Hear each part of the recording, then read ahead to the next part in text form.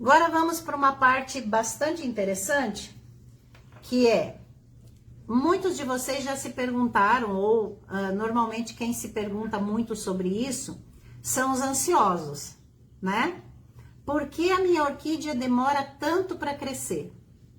Essa pergunta provavelmente, a maioria de vocês já se fez, não fez?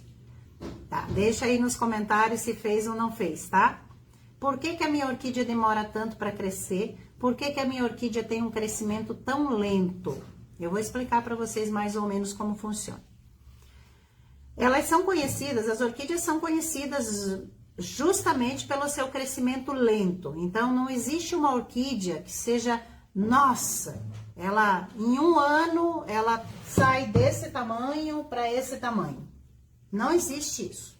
Não se iluda, tá? Orquídea não, ela leva desse tamanho para esse tamanho, ela leva um bom tempo, tá?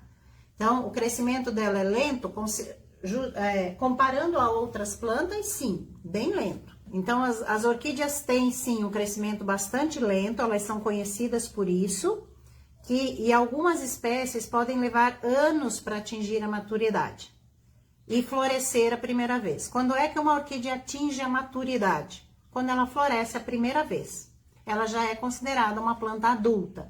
Antes dela florescer, ela não pode ser considerada uma planta adulta. Isso acontece por quê? Por que elas demoram muito para crescer?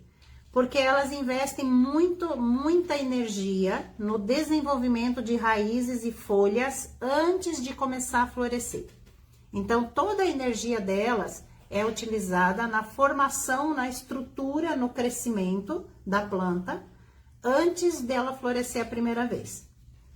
E isso também explica por que algumas orquídeas são caras demais.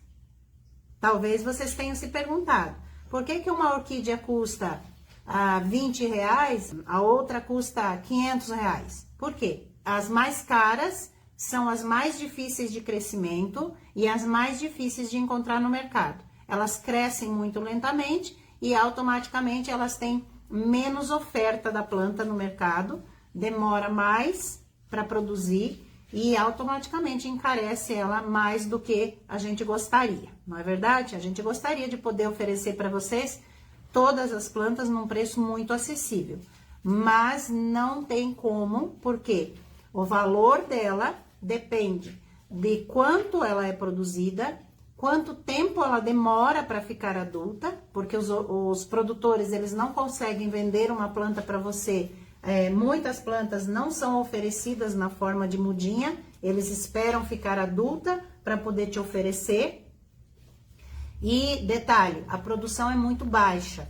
Quanto menos produção, mais tempo ela leva para crescer, mais cara ela vai ficar na hora que a gente quiser trazer para oferecer para vocês.